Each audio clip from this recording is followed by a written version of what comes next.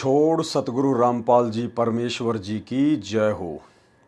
परमपिता परमात्मा सारी सृष्टि के रचनहार, कुल मालिक, असंख्य ब्रह्मांडों के स्वामी, जगत गुरु, तीनों लोकों में प्रवेश करके सबका भरण पोषण करने वाले राजाधिराज, आत्माधार, नाथों के नाथ, देवों के देव महादेव, सर्वेश्वर महेश्वर, मृत्युंजय, अजरो अमर, आदि अनादि सनातनी प्रभु, जगत पिता जगदीश्वर, श्री श्री 1008 की उपाधि के वास्तविक अधिकारी, अकाल मूर्त सौद स्वरूपी राम वासुदेव, सर्वगतम ब्रह्म, परम पूज्य, प्रथम पूज्य, परम संत, परम पुरुष, परम धनी, परम दयालु, सत्य कबीर, हक्का कबीर, अल्लाहु कबीर, अल्लाहु अकबर, बाखबर, अल्लाह ताला, जगत के तारणहार, जगत के मुक्तिदाता, जगत के जगन्नाथ, हारे के सहारे, हिंदुओं के राम, मुसलमानों के अल्लाह, सिखों के वाहिगुरु, ईसाइयों के मसीह, दया के सागर दयानिधि, करुणा के सागर करुणानिधि, स्वयंभू परिभू, संकट मोचन, कष्ट हरण, मंगल करण, दुख भंजन,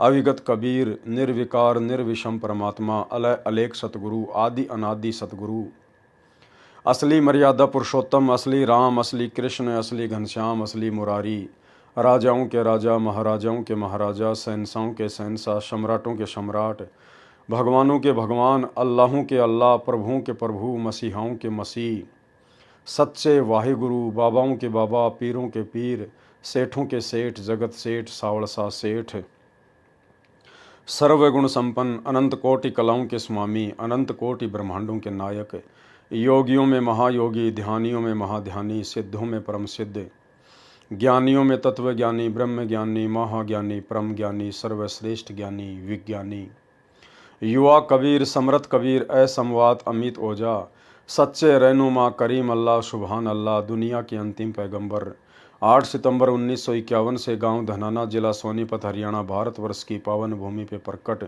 रियल कल्कि भगवान श्री नारायण साकार हरि, श्री बाबा साहेब संत श्रोमणी सतगुरु रामपाल जी परमेश्वर जी के चरण कमल में साध संगति से जुड़े हुए देश विदेश से हम सभी सत्सेवक भाई बहनों का अनंत कोटि दंडत प्रणाम।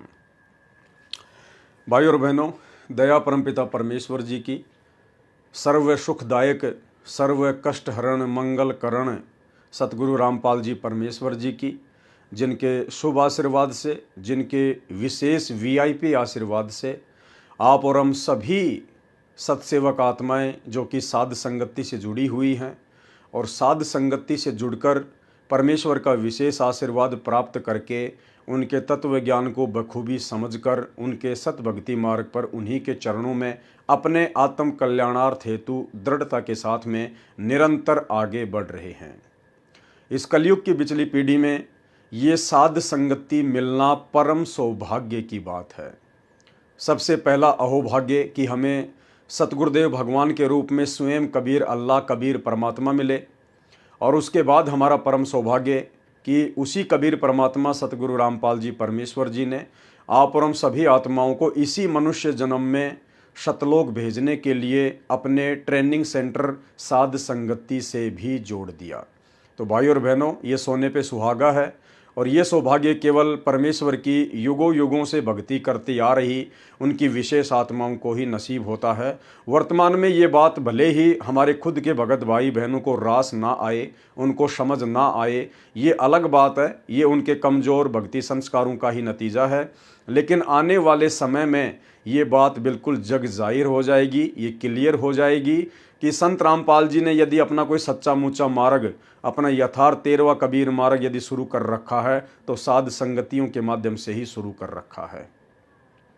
क्योंकि साध संगति से जुड़ी हुई भगत आत्माएं ही अभी तक सतगुरु रामपाल जी परमेश्वर जी को जान पाई हैं, पहचान पाई हैं, उन्हें कबीर भगवान के रूप में अपने हृदय में समा पाई हैं। और जिस प्रकार कबीर परमात्मा के साथ में व्यवहार किया जाता है, ठीक वही व्यवहार साध संगति से जुड़ी हुई आत्माएं ही अपने गुरुदेव भगवान के साथ में कर रही हैं। क्योंकि गीता जी में कहा गया है, अध्याय 3 के श्लोक नंबर 13 में, कि जो व्यक्ति पूर्ण परमात्मा को भोग लगाए बिना अन्न पकाते हैं, अन्न खाते हैं, वो तो समझो पाप ही खा रहे हैं। क्योंकि गीता चारों वेदों का सार है, निष्कर्ष है, और वेद परमात्मा का विधान है। तो परमात्मा के विधान अनुसार यदि कोई व्यक्ति उस पूर्ण परमेश्वर को भोग लगाए बिना अन्न खाता है तो वो व्यक्ति पाप खाता है, पाप। अब जगत वालों को तो पता नहीं कि पूर्ण परमात्मा कौन है, भोग क्या है, कौन सी भोग की आरती है, कैसे भोग लगाते हैं।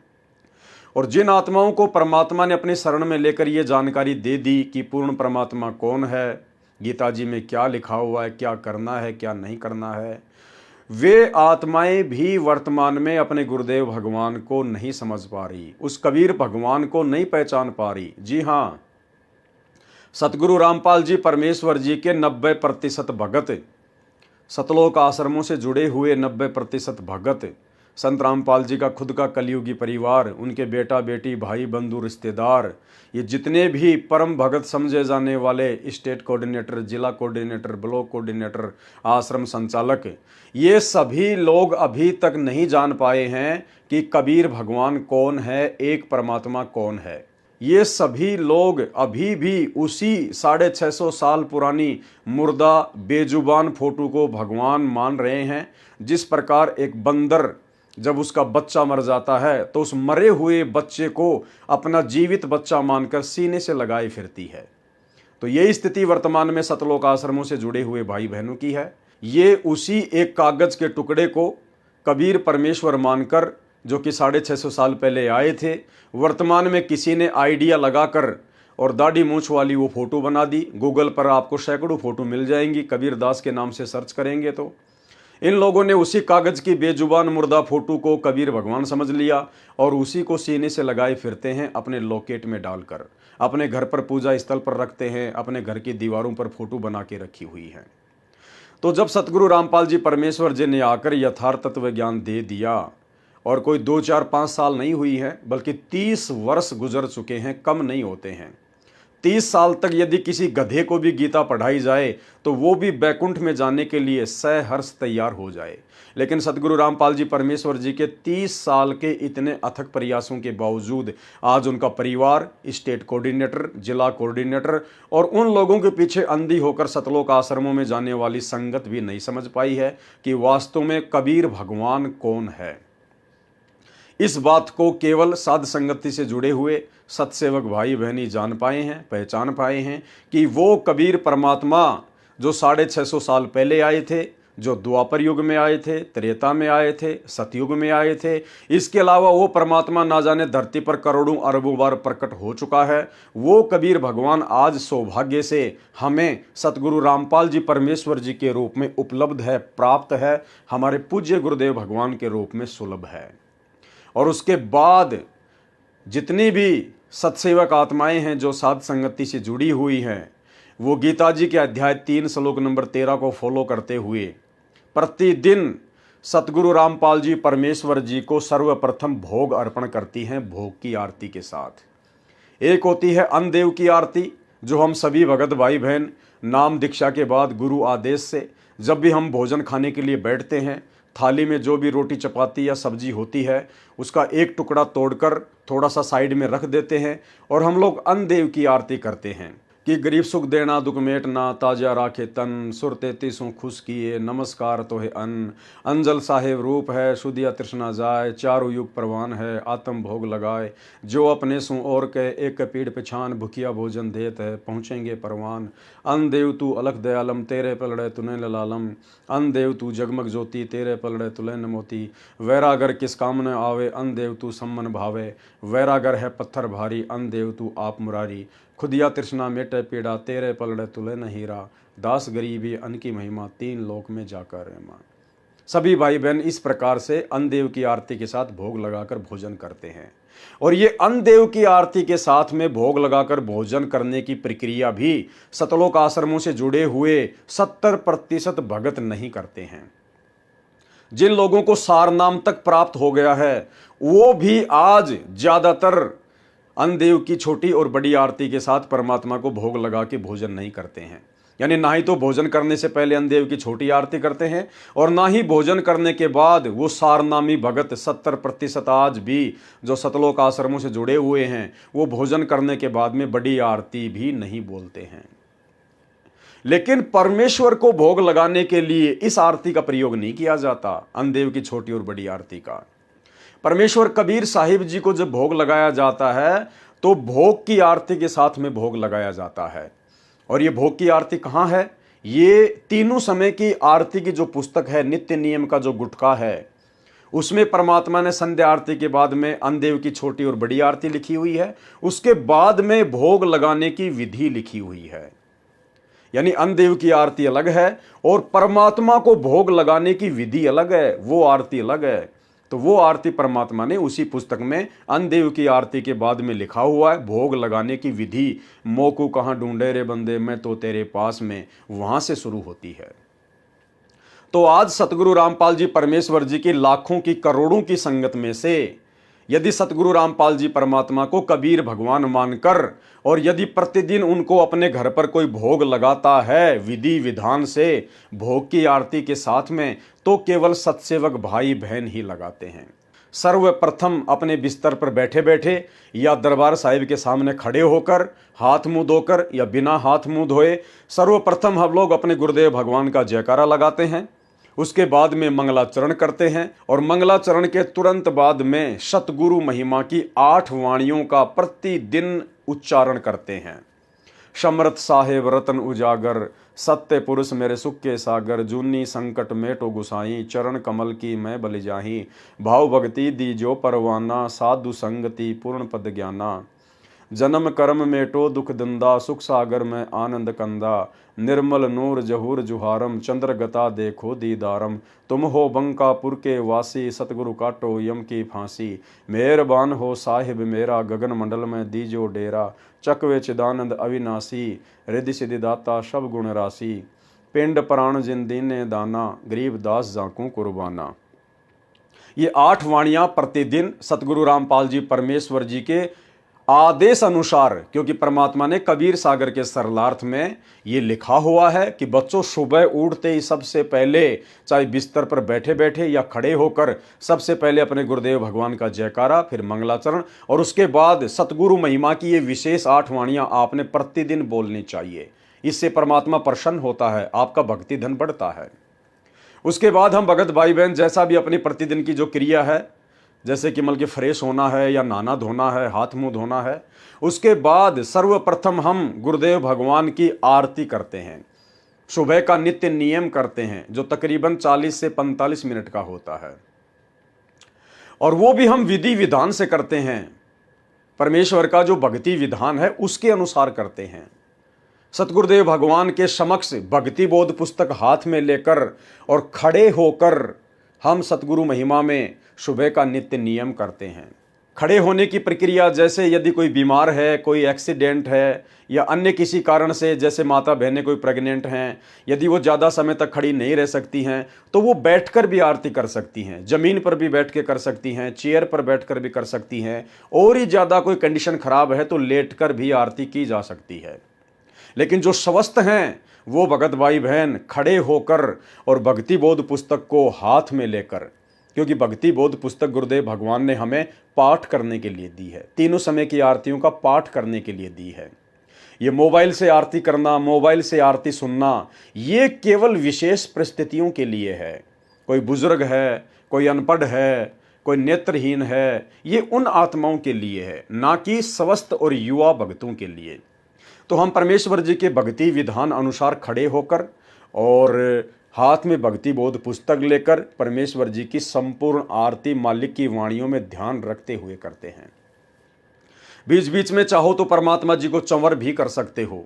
जैसे एक परिवार में 5 मेंबर हैं या 10 मेंबर हैं और वो सुबह का नित्य नियम कर रहे हैं या रमेणी कर रहे हैं या संध्या आरती कर रहे हैं, तो सभी 5-5 मिनट या 10-10 मिनट परमेश्वर जी को चंवर भी कर सकते हैं तीनों आरतियों के समय। इसके बाद जैसे हमारी आरती संपन्न होती है, हम सबसे पहले परमात्मा का चरणा अमृत लेते हैं, विधि विधान अनुसार लेते हैं। डेली परमात्मा का सुबह सुबह चरणा अमृत लेते हैं। चरणा अमृत लेने के बाद में परमात्मा ने हमें जो मखाने का प्रसाद दिया है या मिश्री का प्रसाद दिया है, हम वो मखाने या मिश्री का प्रसाद लेते हैं। तीनों आरतियों के बाद में थोड़ा थोड़ा प्रतिदिन लेते हैं। चरणामृत केवल सुबह सुबह ही लेते हैं। उसके बाद में परमात्मा जी को नास्ते राम का भोग लगाया जाता है।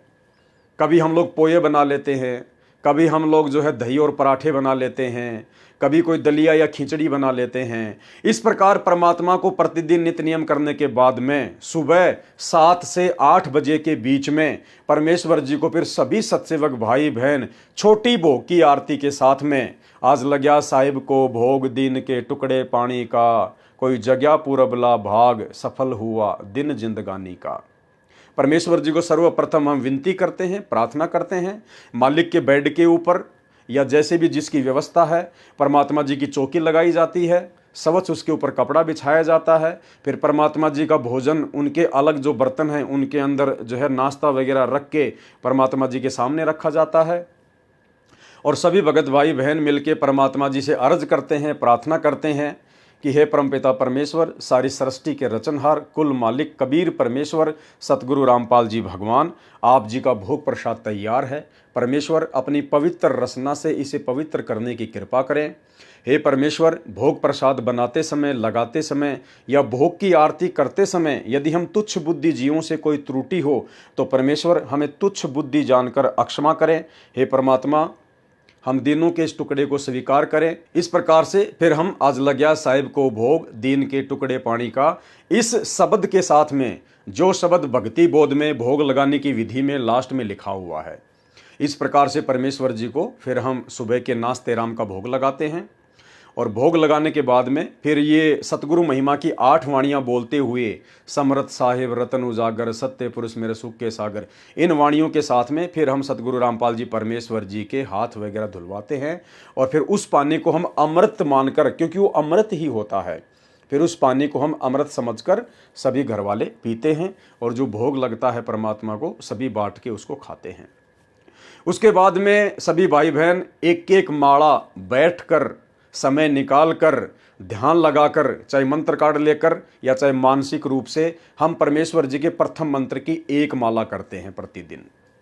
उसके बाद कुछ मंत्र 10, 20, 100, 50 जैसे भी परमात्मा दया करते हैं, समय मिलता है, हम लोग परमेश्वर जी के सतनाम का जाप करते हैं, जिसको सतनाम मिला हुआ होता है।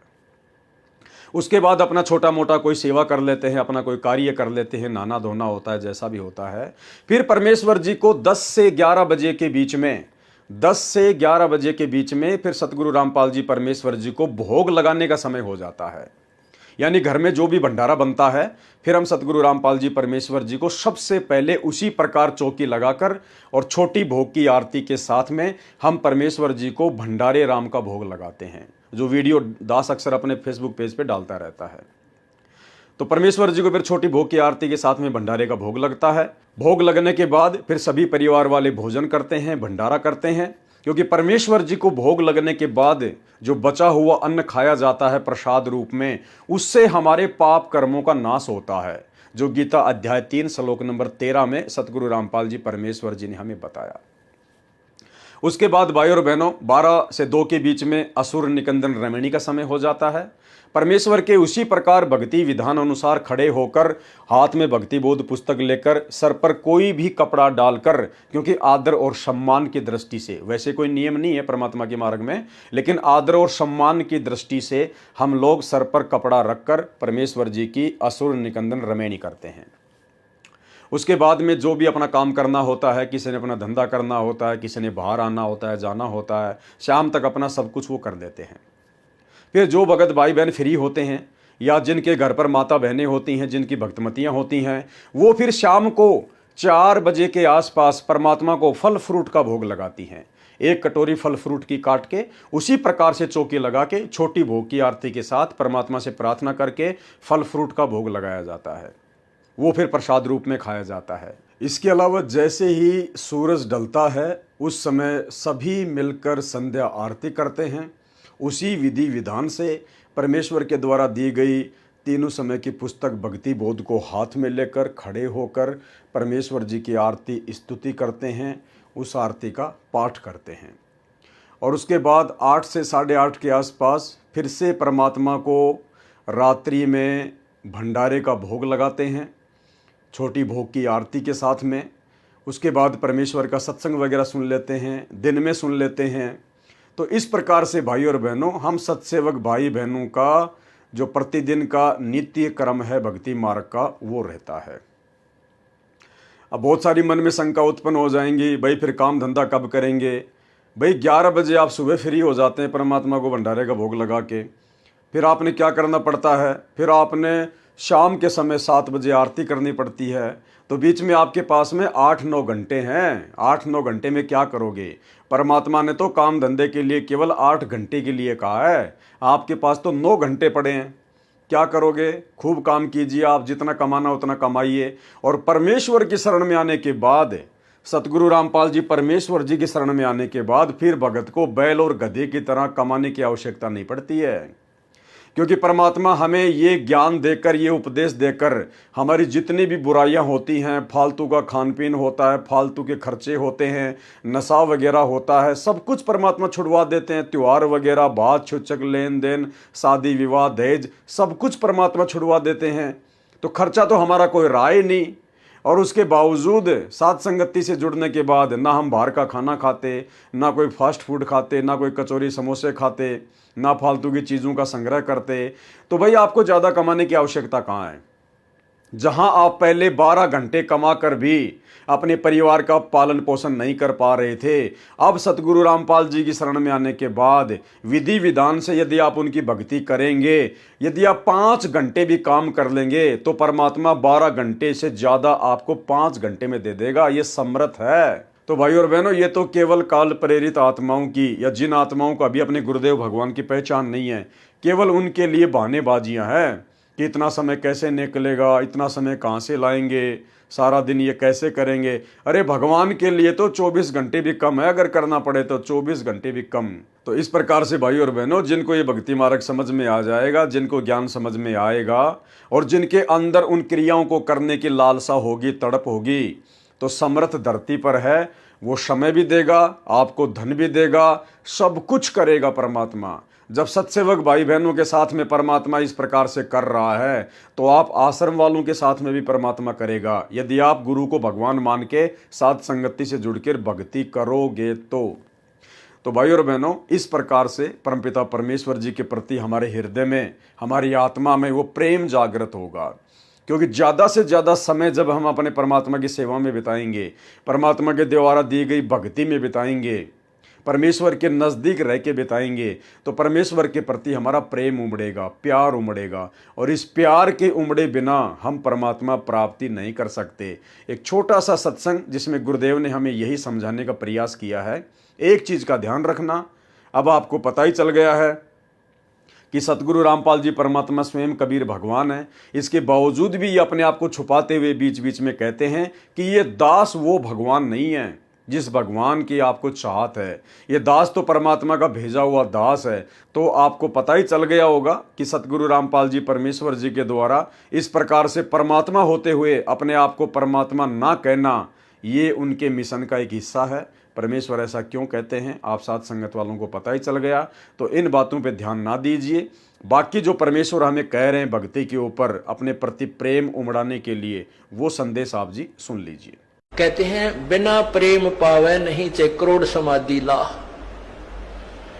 और इस प्यार को जागृत करने के लिए, इस प्यार को आप परमात्मा के प्रति बढ़ाने के लिए आपका जो ट्रीटमेंट चल रहा है, ये सारा जो उपचार है परमात्मा में प्यार बढ़ाने का। जितना भी प्यार आपका भगवान में बढ़ जाएगा, उसके बाद आपको संसार में उस मालिक के अतिरिक्त कोई नजर नहीं आएगा। और वो मालिक कैसा है, कौन है, उसको नहीं जानते। इसलिए परमात्मा ने यही कहा है कि मम संत मुझे जान मेरा ही स्वरूपम।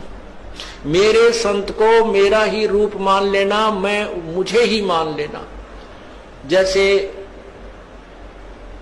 गुरु भगवान नहीं है, गुरु तो भगवान को मिलाने का, प्राप्त करवाने का एक मीडिया है, लेकिन वो पूर्ण परमात्मा का कृपा पात्र है।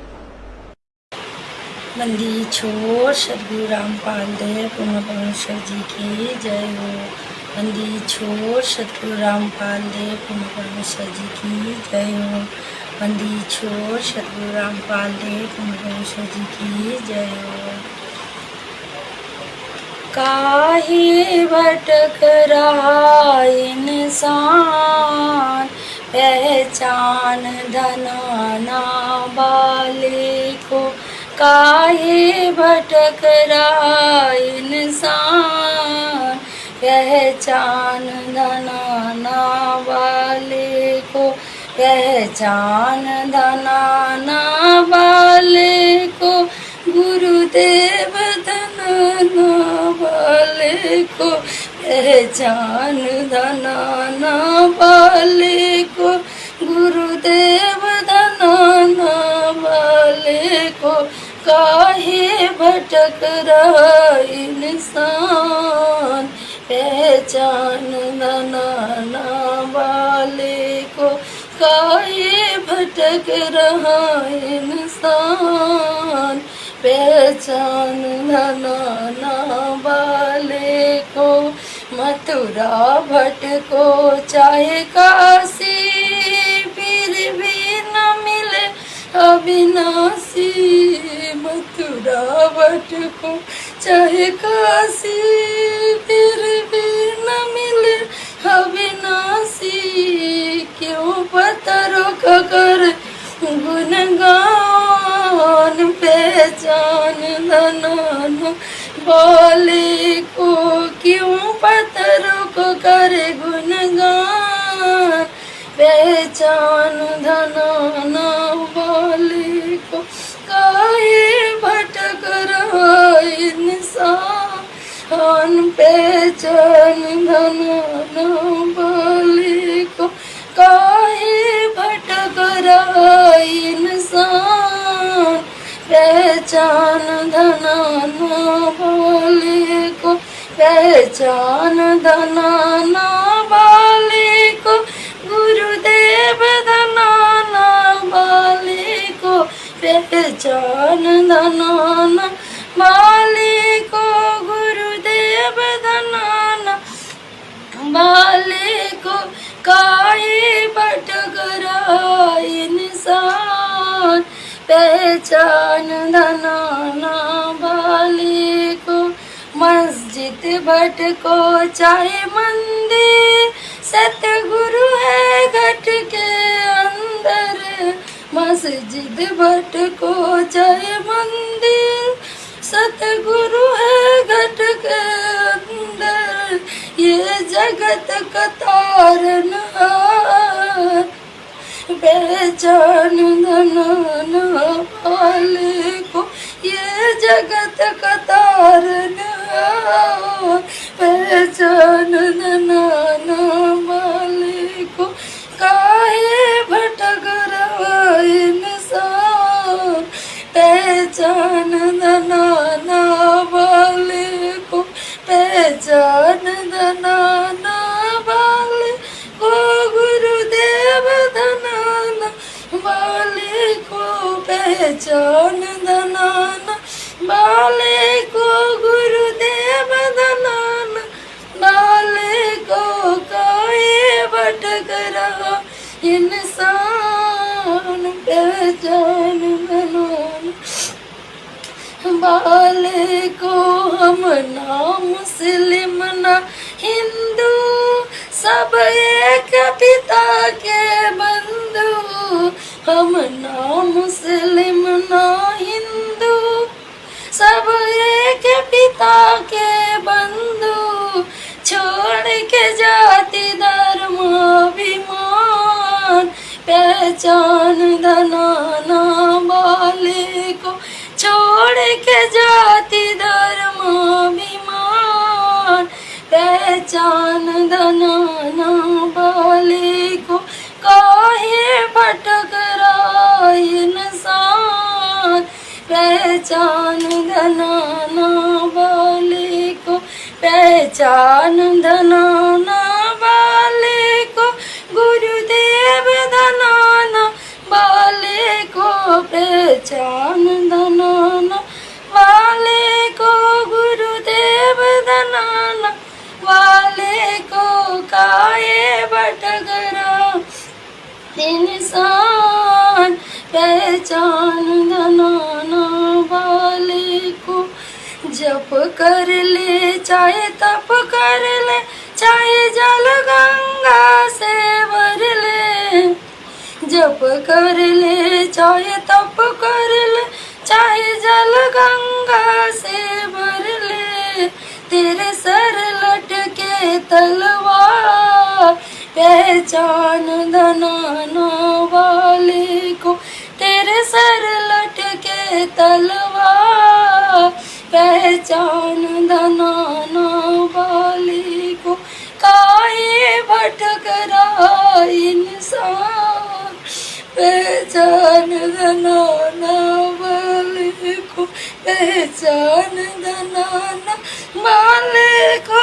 गुरुदेव धनाना वाले को, पहचान धनाना वाले को। गुरुदेव धनाना वाले को। काहे भटक रहा इंसान, पहचान धनाना वाले को। चाहे राम जपो हनुमान जपो, चाहे राधे राधे श्याम जपो, चाहे राम जपो हनुमान जपो, चाहे राधे राधे श्याम जपो। तू भूल गया करतार, पहचान धनाना वाले को। तू भूल गया करतार, पहचान धनाना वाले को। काहे भटक रहा इंसान, पहचान धनाना वाले को, पहचान धनाना वाले को। गुरुदेव धनाना वाले को, पहचान धनाना वाले को। गुरुदेव धनाना वाले को। काहे भटक रहा इंसान, पहचान धनाना वाले को। तेरे बढ़ रही हरी बीमारी, भटके डॉक्टर सरकारी, तेरे बढ़ रही हरी बीमारी, भटके डॉक्टर सरकारी। तेरा घर बन गया शमशान, पहचान धनाना वाले को। तेरा घर बन गया शमशान, पहचान धनाना वाले को। काहे भटक रहा इंसान, पहचान धनाना वाले को। काहे भटक रहा इंसान, पहचान धनाना वाले को, पहचान धनाना वाले को। गुरुदेव धनाना वाले को, पहचान धनाना वाले को। गुरुदेव धनाना वाले को। काहे भटक रहा इंसान, पहचान धनाना वाले को। तेरी जाई उमरिया बीती, सतगुरु से कर ले प्रीति। तेरी जाई उमरिया बीती, सतगुरु से कर ले प्रीति। तू पल भर का मेहमान, पहचान धनाना वाले को। तू पल भर का मेहमान, पहचान धनाना वाले को। काहे भटक रहा इंसान, पहचान धनाना वाले को, पहचान धनाना वाले को। गुरुदेव धनाना वाले को, पहचान धनाना वाले को। गुरुदेव धनाना वाले को। काहे भटक रहा इंसान, पहचान धनाना वाले को। काहे भटक रहा इंसान, पहचान धनाना वाले को। थारी साथ संगत करी पूजा, मारा और नहीं कोई दूजा। तारी साध संगत करी पूजा, मारा और नहीं कोई दूजा। गुरु रामपाल जी बरतार, पहचान दनाना वाले को। गुरु रामपाल जी बरतार, पहचान दनाना वाले को। काहे भटक रहा इंसान, पहचान दनाना वाले को। काहे भटक रहा इंसान, पहचान दनाना वाले को।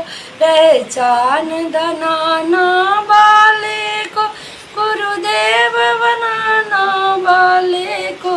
पहचान दनाना वाले को, गुरुदेव बनाना वाले को। काहे भटक रहा इंसान, पहचान दनाना वाले को। काहे भटक रहा इंसान, पहचान दनाना वाले को। बंदी छोड़ सतगुरु रामपाल देव पूर्ण परमेश्वर जी की जय हो। बंदी छोड़ सतगुरु रामपाल देव पूर्ण परमेश्वर जी की जय हो। बंदी छोड़ सतगुरु रामपाल देव पूर्ण परमेश्वर जी की जय हो। तो भाई और बहनों, ये एक छोटी सी जानकारी थी उन समस्त भगत भाई बहनों के लिए जो अभी साध संगति से जुड़ नहीं पाए हैं, जिनको अभी वो संपूर्ण ज्ञान भक्ति मार्ग का हो नहीं पाया है, जिनको परमात्मा के मिशन की अच्छे से समझ नहीं है, या जिनके भक्ति संस्कार कमज़ोर हैं, जो अभी भी गुरुदेव के परिवार के पीछे अंधे होकर अपनी मर्यादा तोड़कर टूटी फूटी भक्ति में लगे हुए हैं। लेकिन टूटी फूटी भक्ति से बात नहीं बनेगी। भक्ति तो परमात्मा के भक्ति विधि विधान अनुसार ही करनी पड़ेगी, और जब हमारी करने की इच्छा होगी तो परमात्मा भरपूर सहयोग करते हैं। तो पुस्तक भक्ति और भगवान के ऊपर वीडियो बनाने की श्रृंखला जारी है, और इसी श्रृंखला में आज हमारा ये 16वें नंबर का वीडियो है। काफ़ी कुछ शंका समाधान प्रश्नोत्तरी हो चुकी है। अब आगे जो जिज्ञासु भगत सवाल कर रहा है उसका सवाल नंबर है 30, प्रश्न नंबर 30। तो क्या है? माता के भगत अधिकतर काले रंग से परहेज करते हैं, तो क्या कबीर पंथियों के शिष्यों को भी किसी विशेष ऐसे किसी नियम का पालन करना होता है?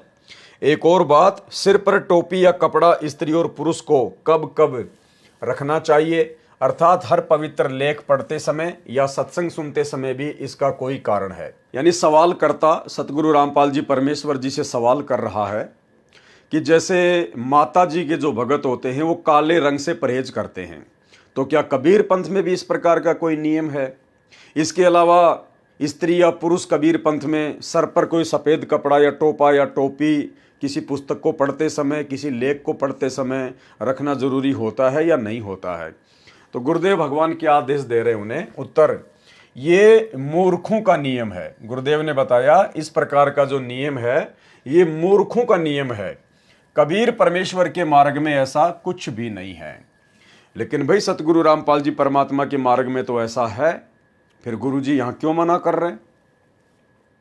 भाई जब सतलोक आश्रमों में 3 दिन का पाठ प्रकाश होता है, या हमारे गुरुदेव भगवान के समय जब 3 दिन का पाठ प्रकाश होता था, तो जब भी आदरणीय गरीबदास जी महाराज जी के सदग्रंथ साहिब को पढ़ने के लिए कोई भी पाठी बैठा करता था, तो आप सबको पता है कि वो अपने सर पर सफ़ेद कपड़ा बांधकर ही गरीबदास जी के सदग्रंथ साहिब को पढ़ता है। वर्तमान में भी आप सतलोक आश्रमों में जो पाठ चलता है आप जी वीडियो देख सकते हैं। गुरुदेव भगवान के आप जी पुराने वीडियो देख सकते हैं। जब जब गुरुदेव भगवान पाठ प्रकाश किया करते थे स्वयं बैठकर, तो परमात्मा सर पर सफ़ेद कपड़ा पहनकर ही गरीबदास जी के सदग्रंथ साहिब को पढ़ा करते थे, और वर्तमान में भी यही प्रक्रिया जारी है। तो फिर सतगुरु रामपाल जी भगवान ने क्यों मना किया कि कबीर पंथ में सर पर कपड़ा बांधकर किसी पुस्तक को पढ़ना कोई अनिवार्य नहीं है, ये तो मूर्खों का नियम है? देखो भाई और बहनों, सवाल जो कर रहा है वो है जगत वाला, वो अभी संत रामपाल जी की शरण में नहीं है, और वो कह रहा है कि क्या किसी पवित्र लेख को पढ़ते समय सर पर कोई कपड़ा बांधना जरूरी है? तो गुरुदेव कह रहे हैं बिल्कुल भी जरूरी नहीं है, ये मूर्खों का नियम है। क्यों कहा परमात्मा ने ऐसा, जबकि उनके पंथ में तो सर पर कपड़ा बांध के गरीबदास जी के ग्रंथ साहिब का पाठ किया जाता है? क्योंकि सवाल करने वाला जगत से है, वो अभी अनुपदेशी है, भक्ति मार्ग से नहीं जुड़ा है। इसलिए परमात्मा कह रहे हैं कि जो पवित्र जो लेख है, पवित्र लेख तो केवल पृथ्वी पर दो ही है। पवित्र लेख तो पृथ्वी पर दो ही है, या तो कबीर सागर है या फिर गरीबदास जी महाराज जी का सदग्रंथ साहिब है, जिसको सूक्ष्म वेद कहा जाता है। या इसके अलावा सतगुरु रामपाल जी परमेश्वर जी ने स्वयं कबीर परमात्मा ने आकर धरती पर वर्तमान में जो पुस्तकें लिखी हैं, ज्ञान गंगा है या जो भक्ति बोध पुस्तक आप और हमारे को परमात्मा ने पाठ करने के लिए दी है, ये सभी पवित्र लेख हैं, क्योंकि ये पवित्र परमेश्वर के कर कमलों से लिखित हैं। लेकिन जो वेद हैं, जो गीता जी हैं, कुरान पुराण है, उनके हिसाब से परमात्मा जगत वाले को समझा रहे हैं कि भाई वो पवित्र लेख नहीं है, क्योंकि वेदों में पूर्ण परमात्मा की पूर्ण प्राप्ति का मार्ग नहीं है। गीता जी में पूर्ण परमात्मा की पूर्ण प्राप्ति का संपूर्ण मार्ग नहीं है। 18 पुराणों में पूर्ण परमात्मा की पूर्ण प्राप्ति का कंप्लीट मार्ग नहीं है, इसलिए वो पूर्णतया पवित्र लेख नहीं है। इसलिए गीता, वेद, कुरान, पुराण, बाइबल, 18 पुराण, इनको पढ़ते समय सर पर कोई कपड़ा आदर या सम्मान की दृष्टि से बांधना कोई आवश्यक नहीं है। लेकिन जब बात आती है पूर्ण पवित्र लेख की, जो पूर्ण परमेश्वर के द्वारा लिखे जाते हैं, जिनमें संपूर्ण भक्ति का विधान होता है, वो भक्ति मार्ग के मंत्र छुपे हुए होते हैं, जिन शास्त्रों से परमात्मा ने हमें मंत्र निकाल के दिए, जिन शास्त्रों से परमात्मा ने हमें तीनों समय की आरती निकाल के दी, और जिन शास्त्रों को विशेष तौर पर आधार बनाकर परमात्मा हमें भक्ति मार्ग समझाते हैं, उसको कहते हैं पवित्र लेख। तो उन पवित्र लेखों को यदि पढ़ते समय आप जी अपने सर पर कोई कपड़ा बांधना चाहें आदर और सम्मान की दृष्टि से, वैसे कोई नियम नहीं है, लेकिन आदर और सम्मान की दृष्टि से यदि आप जी ऐसा करना चाहें तो कर सकते हैं। जैसे परमात्मा सतगुरु रामपाल जी स्वयं गरीबदास जी के सदग्रंथ साहिब का पाठ करते समय स्वयं भी सर पर सफ़ेद कपड़ा बांधते हैं, और अन्य किसी भगत को यदि आदेश देते हैं पाठी के रूप में पाठ करने का, तो सदग्रंथ साहिब का पाठ करते समय वो पाठी भी सर पर सफ़ेद कपड़ा बांधकर ही पाठ करता है। ठीक इसी प्रकार भाई और बहनों, आप और हम साथ संगति से जुड़े हुए भाई बहन, हमें सतगुरु रामपाल जी परमेश्वर जी ने जो पवित्र लेख, जो भक्ति बोध पुस्तक तीनों समय की आरती के लिए दी है, हम सभी भाई बहन उसी को फॉलो करते हुए आदर और सम्मान की दृष्टि से सर पर सफ़ेद कपड़ा बांधकर परमेश्वर जी की तीनों समय की आरती करते हैं। ये कोई नियम नहीं है, अगर आप नहीं बांधोगे तो भी कोई दिक्कत नहीं है। लेकिन इस परमेश्वर के मार्ग में, क्योंकि आज हमें पता चल गया कि धरती पर पूर्ण परमात्मा प्रकट है, और परमेश्वर जी ने जो लेख हमें दे दिया तीनों समय की आरती के लिए, वो पवित्र है, पवित्र। आगे आपको इसी वीडियो में दिखाएंगे कि नियम तो यहाँ तक है परमात्मा के मार्ग में, यदि आप गुरु जी की कोई भी पुस्तक पढ़ें तो आपने उससे पहले नहाना जरूरी है। जबकि एक सत्संग में तो गुरु जी कहते हैं कि नहाए धोए क्या होए जो मन का मैल न जाए, और मीन सदा जल में रहे तन की बांस न जाए। वहाँ तो परमात्मा रिजेक्ट कर रहे हैं कि नहाने धोने की कोई आवश्यकता नहीं है। और अभी आपको आगे दिखाएंगे जिसमें सतगुरु रामपाल जी परमेश्वर कह रहे हैं कि कोई भी पवित्र पुस्तक पढ़ने से पहले नहाना जरूरी है। अगर विशेष परिस्थितियों में ना नहा पाएं तो बात अलग है, अन्यथा जैसे सुबह की हम आरती करते हैं, जो सुबह की आरती करने से पहले नहाना जरूरी है। परमात्मा की किसी भी पुस्तक को यदि हम पढ़ते हैं ज्ञान प्राप्ति के लिए तो नहाना जरूरी है। और विशेष परिस्थितियों में हाथ पैर धो के काम चलाया जा सकता है, लेकिन नहाना जरूरी है। सतगुरु रामपाल जी ने स्वयं इस पुस्तक भक्ति और भगवान में लिखा हुआ है।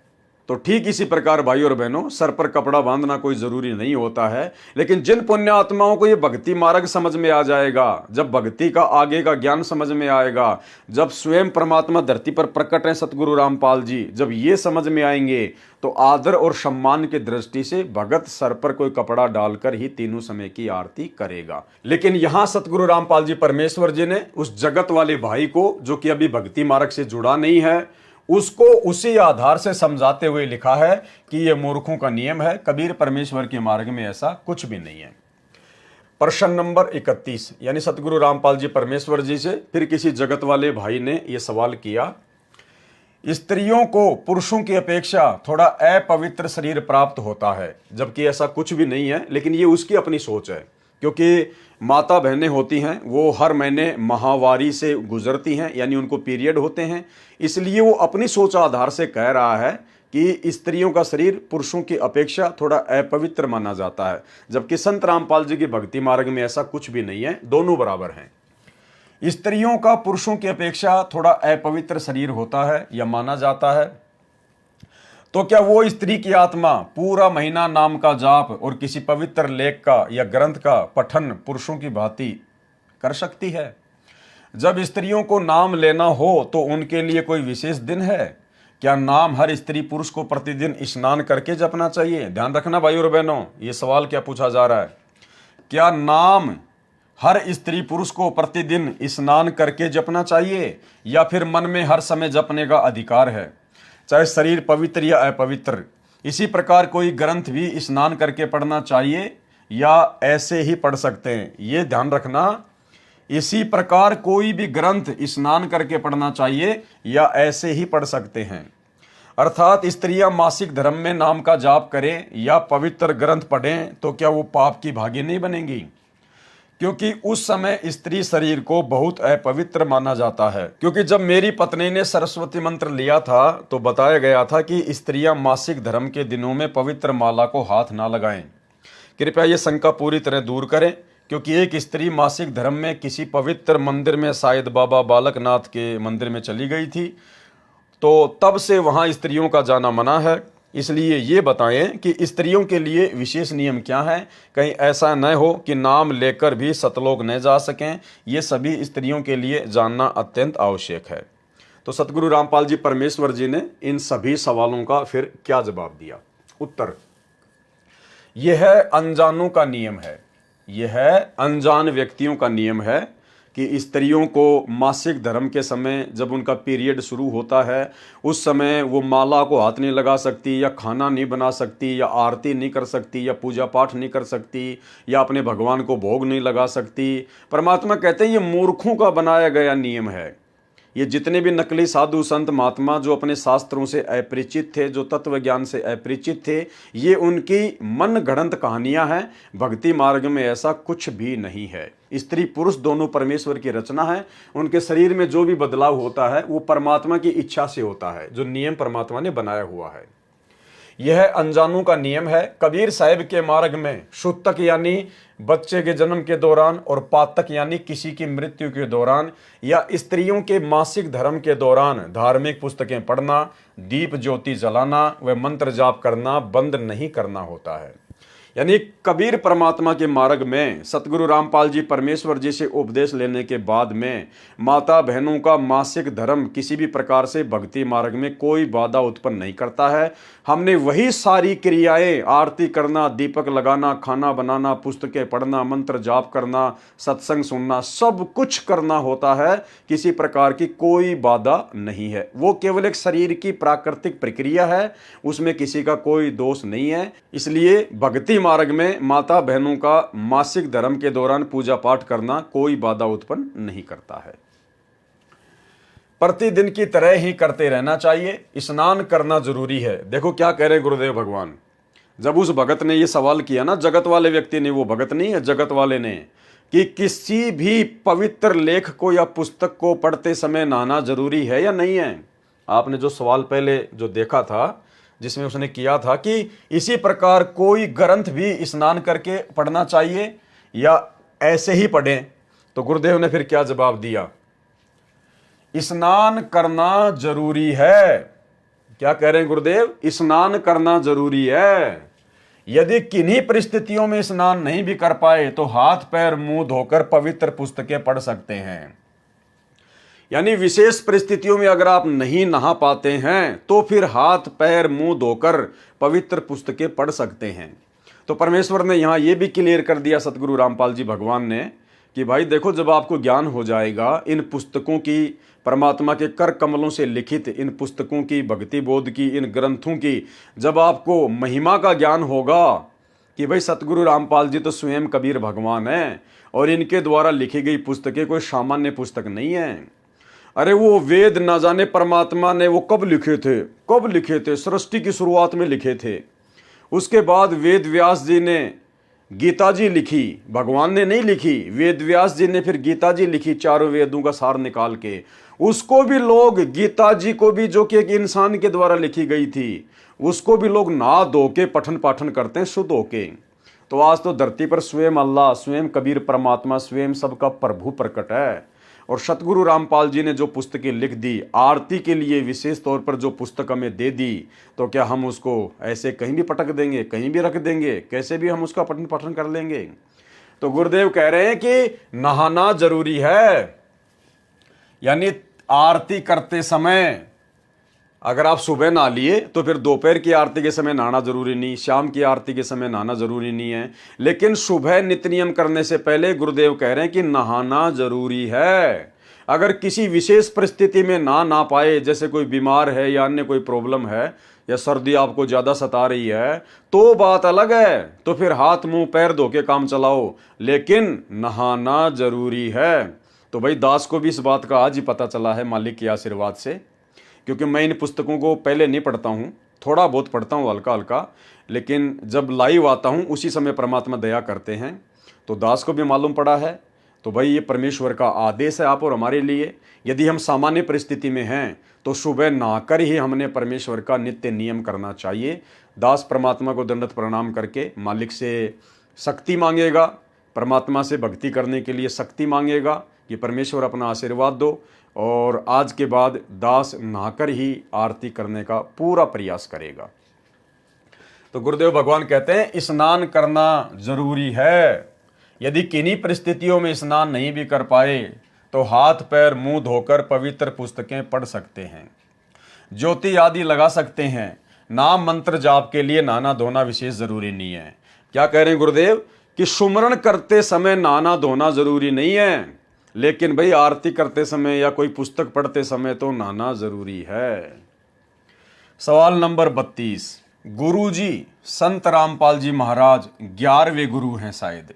यानी हमारी जो गुरु प्रणाली है, 650 साल पहले जो कबीर जी आए थे वहां से लेकर और वर्तमान में सतगुरु रामपाल जी परमेश्वर जी तक जो हमारी गुरु प्रणाली है, उसके विषय में बात हो रही है कि गुरुजी यानी संत रामपाल जी महाराज 11वें गुरु हैं शायद, तथा कबीर साहिब पहले गुरु हैं।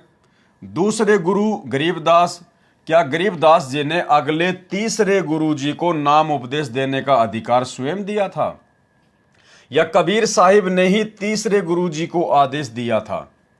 इसी प्रकार क्या तीसरे गुरु जी ने चौथे गुरु जी को नाम उपदेश देने का अधिकार स्वयं ही दिया था, या कबीर साहिब ने? मेरा कहने का अभिप्राय यह है कि कबीर साहिब ने क्या गरीबदास जी से लेकर राम देवानंद जी गुरुजी 10वें गुरुजी तक सबको खुद ही आकर कहा कि आप नाम दीजिए, या फिर ये पहली बार में कह दिया था जब पृथ्वी मृत्यु लोक पर आए थे कि जिनको उनके गुरु आदेश देंगे वो ही नाम देंगे?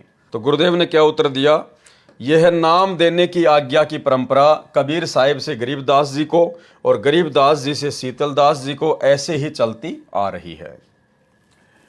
मेरी गुरु प्रणाली, सबसे पहले बंदी छोड़ कबीर साहिब जी महाराज काशी उत्तर प्रदेश, दूसरे नंबर पर बंदी छोड़ गरीबदास जी महाराज छुडानी झज्जर हरियाणा, तीसरे नंबर पर संत शीतलदास जी महाराज बरहाना रोहतक हरियाणा, चौथे नंबर पर संत ध्यानदास जी महाराज, पांचवें नंबर पर संत रामदास जी महाराज, छठे नंबर पर संत ब्रह्मानंद जी महाराज करोथा रोहतक हरियाणा, सातवें नंबर पर संत जुगतानंद जी महाराज, आठवें नंबर पर संत गंगेश्वरानंद जी महाराज बाजिदपुर दिल्ली, नौवें नंबर पर संत चिदानंद जी महाराज गोपालपुर धाम सोनीपत हरियाणा, 10वें नंबर पर संत रामदेवानंद जी महाराज तलवंडी भाई फिरोजपुर पंजाब, 11वें नंबर पर संत रामपाल दास महाराज।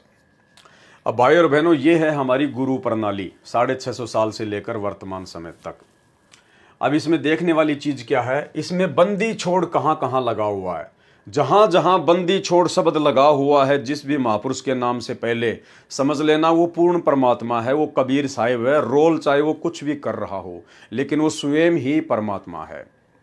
तो बंदी छोड़ इस पूरी गुरु प्रणाली में केवल पहले नंबर पर लगा है बंदी छोड़ कबीर साहिब जी। तो कबीर साहिब जी स्वयं बंदी छोड़ हैं, कबीर भगवान है।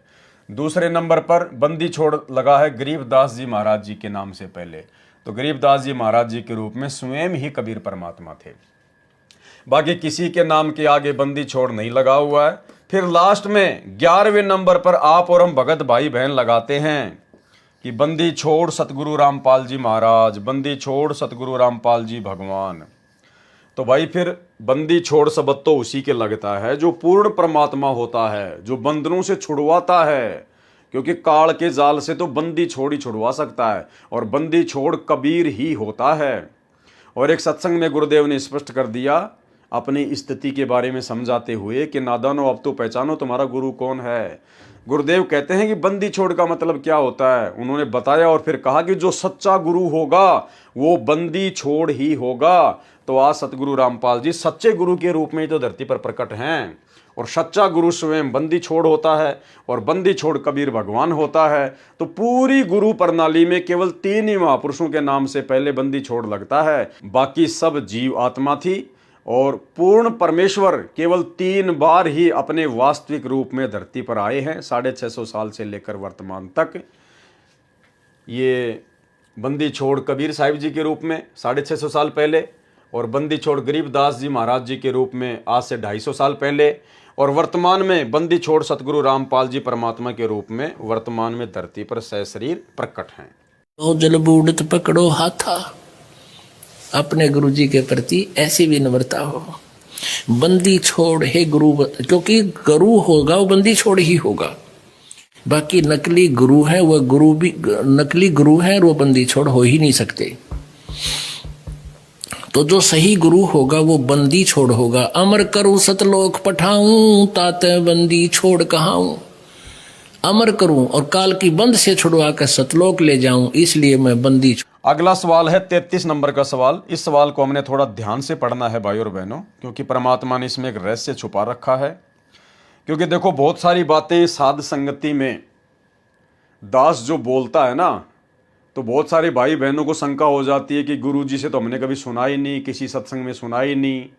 लेकिन भाई परमात्मा दास को निमित्त बनाकर जो भी बातें बुलवाते हैं वो अपने भक्ति विधान अनुसार ही बुलवाते हैं। परमात्मा दास के अंदर तो प्रेरणा करके बुलवा देते हैं, क्योंकि दास तो एक यंत्र है। जो भगवान बुलवाएगा दास को तो वही बोलना पड़ेगा, क्योंकि दास को परमात्मा ने निमित्त बना रखा है।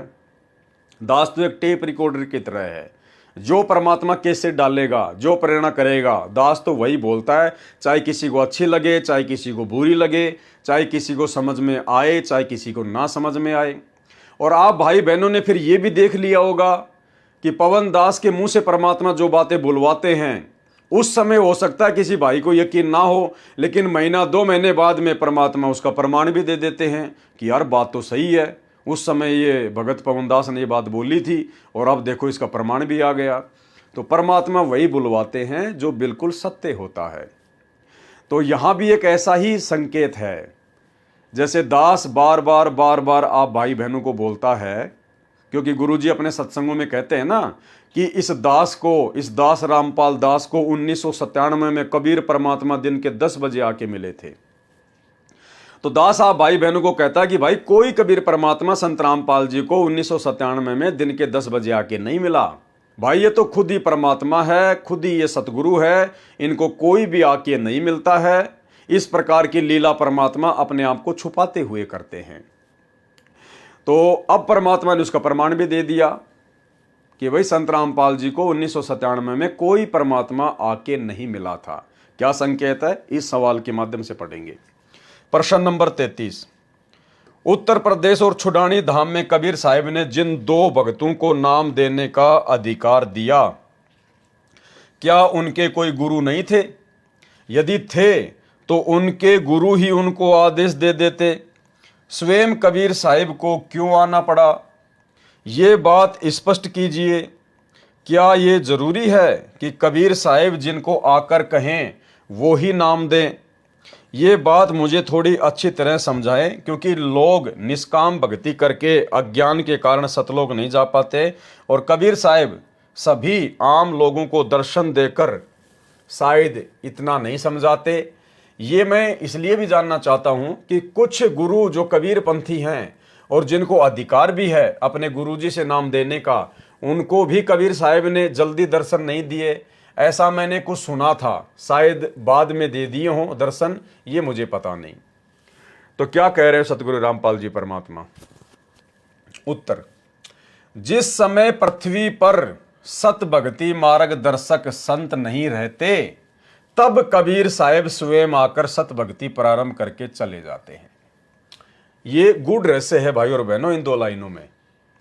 क्या कह रहे गुरुदेव भगवान कि जिस समय धरती पर सत्य भक्ति मार्ग दर्शन करने वाले संत नहीं होते हैं, उस समय वो कबीर परमात्मा किसी भी रूप में प्रकट होकर और ये भक्ति देकर फिर वापस सतलोक चले जाते हैं।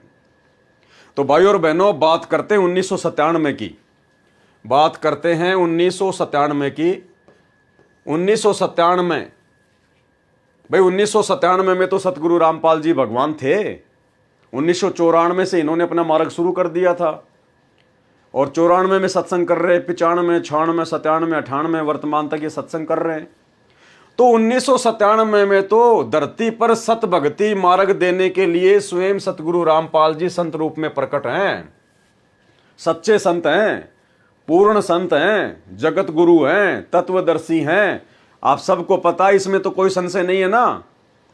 अब क्या कह रहे हैं परमात्मा उत्तर देते हुए, ध्यान से सुनना, कि कबीर परमात्मा को धरती पर स्वयं आने की जरूरत कब पड़ती है? जिस समय धरती पर सत भक्ति मार्ग दर्शन करने वाले संत नहीं रहते हैं, तब कबीर साहब स्वयं आकर सत भक्ति प्रारंभ करके चले जाते हैं। तो भाई 1997 में तो जिसके विषय में सतगुरु रामपाल जी परमात्मा कहते हैं कि मुझे 1997 में कबीर परमात्मा ऊपर से आकर जिंदा महात्मा के रूप में दिन के 10 बजे मिले। तो भाई क्यों मिले परमात्मा आके? क्यों मिलेंगे परमात्मा आके? क्योंकि परमात्मा का नियम तो गुरुजी ने बता दिया कि परमात्मा तो धरती पर केवल उसी समय आता है जब धरती पर कोई पूर्ण संत नहीं होता है, पूर्ण सत भक्ति मार्ग का दर्शक कोई संत नहीं होता है, उस समय आता है कबीर जी। तो भाई 1997 में तो सत भक्ति देने वाला पूर्ण संत धरती पर प्रकट था, आज भी है। तो भाई फिर वो कबीर परमात्मा संत रामपाल जी को मिलने क्यों आएगा? क्योंकि संत रामपाल जी ने तो 1994 में अपना मार्ग शुरू कर दिया था। फिर वो परमात्मा 1997 में क्यों आएगा? क्या संत रामपाल जी पूर्ण संत नहीं है क्या? क्या पूर्ण सत भक्ति मार्गदर्शक नहीं है क्या? क्योंकि कबीर जी तो उसी समय आता है जब पृथ्वी पर कोई, जिस समय पृथ्वी पर सत भक्ति मार्गदर्शक संत नहीं रहते, तब कबीर साहब स्वयं आकर सत भक्ति मार्ग प्रारंभ करके चले जाते हैं। तो पूर्ण संत सतगुरु रामपाल जी ने तो 1994 में ही अपना मार्ग शुरू कर दिया था और ये तो पूर्ण संत हैं, सत भक्ति मार्गदर्शक हैं। फिर 1997 में कबीर जी जबरदस्ती आके क्यों मिलेंगे? इसलिए भाई और बहनों दास कहता है ज्ञान आधार से, गुरु जी की प्रेरणा से, कि संत रामपाल जी स्वयं ही कबीर परमात्मा है। ये केवल एक पूर्ण संत की भूमिका कर रहे हैं। और 1997 में इन्होंने जो ये बात कही है अपनी पुस्तकों में या वीडियो में या सत्संगों में, वो केवल इसलिए कही है क्योंकि 650 साल पहले परमात्मा ने जब कबीर सागर लिखाया तो धर्मदास जी के माध्यम से एक वाणी लिखवाई थी कि धर्मदास जब आवे 5500 पांचा, तब ये वचन मेरा होगा साचा। 5000 और 500 जब कलयुग बीत जाए, महापुरुष फरमान तब जग तारण को आए। परमात्मा ने कहा था कि जब कलयुग के 5505 वर्ष बीत जाएंगे तब धर्मदास मैं खुद ही जाऊंगा। और भाई वो कलयुग के 5505 वर्ष सन 1997 में पूरे होते हैं। तो अपनी उस वाणी को सत्य साबित करने के लिए परमात्मा सतगुरु रामपाल जी ने इस प्रकार की लीला की और अपनी पुस्तकों में लिखवाया। अन्यथा सतगुरु रामपाल जी स्वयं ही कबीर भगवान है, इनको भला ऊपर से और दूसरा कौन भगवान आके मिलेगा। और यहाँ ये परमात्मा का लेख जो सतगुरु रामपाल जी ने खुद अपने कर कमल से लिखा है, ये भी यही कह रहा है कि जिस समय पृथ्वी पर सत भक्ति मार्ग संत नहीं रहते, तब कबीर साहब स्वयं आकर सत भक्ति प्रारंभ करके चले जाते हैं।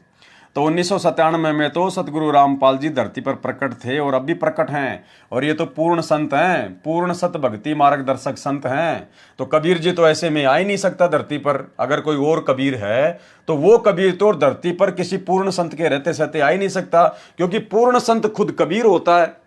और जब कबीर धरती पर है तो दूसरा कबीर कौन मिलेगा? तो भाई और बहनों, इस दास को निमित्त बनाकर सतगुरु रामपाल जी भगवान जो भी कुछ बुलवाते हैं साध संगतियों में, तो भाई और बहनों वो परमात्मा का ही आदेश होता है। गुरुदेव भगवान की प्रेरणा से ही दास बोलता है। भले उस समय मैं उसका कोई प्रमाण ना दे पाऊँ, क्योंकि मुझे भी नहीं पता होता, लेकिन गुरुजी जो प्रेरणा कर देते हैं दास वो बोलता है, और आगे चल के भाई और बहनों फिर उसका प्रमाण भी दे देते हैं गुरुजी कि इस कुत्ते के मुंह से मैं ही बुलवा रहा हूं। इसलिए आप लोगों ने विचार करके सोच समझ के बातों पे यकीन करना चाहिए। तो आज आपको उस बात का ये प्रमाण भी दे दिया परमात्मा ने। और इसीलिए गुरुदेव भगवान ने इस पवित्र पुस्तक भक्ति और भगवान के विषय में एक वीडियो में कहा था कि ये पुस्तक भक्तों को जरूर पढ़नी चाहिए। ये पुस्तक आपको सेंटर में रखेगी, आपकी सारी शंकाओं का समाधान कर देगी। तो भाई और बहनों, आज आपके सामने ये सबूत भी आ गया कि 1997 में संत रामपाल जी को कोई कबीर परमात्मा सतलोक से आकर नहीं मिला था। जिस बात की याद दिलाने के लिए इन सतलोक आश्रमों में एक नहर बना रखी है, वहां पर एक स्कूटर खड़ा कर रखा है, नहर पर संत रामपाल जी नीचे बैठे हैं, कबीर जी ऊपर दिखाए जा रहे हैं कि ऐसे ऐसे दिन के 10 बजे संत रामपाल जी को कबीर जी आके मिले थे, जैसे इन लोगों ने अपनी आंखों से देखा हो। तो इन आश्रमों में तो पूरी तरह से झूठ और पाखंड पर भक्तों को आधारित कर दिया गया है। पूरी तरह से ड्रामेबाजी में आश्रमों को तब्दील कर दिया गया है, मनोरंजन के साधन बना दिए गए हैं।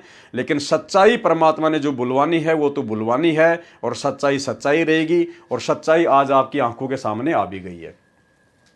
जिस समय पृथ्वी पर सतभक्ति मार्ग संत नहीं रहते, तब कबीर साहब स्वयं आकर सतभक्ति प्रारंभ करके चले जाते हैं। और जिन संतों को नाम देने का अधिकार नहीं है वे भी नाम देते हैं जो गुमराह कर रहे हैं। प्रश्न नंबर 34, जब कबीर साहिब ने आप संत रामपाल जी महाराज को दर्शन दिए तो क्या कबीर जी ने आपको नाम देने का स्वयं ही आदेश दिया था? इस प्रश्न के कारण आप सोच रहे होंगे कि मैं बहुत ज्यादा शंकी हूं, लेकिन ऐसी बात नहीं है। मैंने आपका सत्संग सुना टीवी पर, वहीं से मुझे सारा ज्ञान प्राप्त हुआ।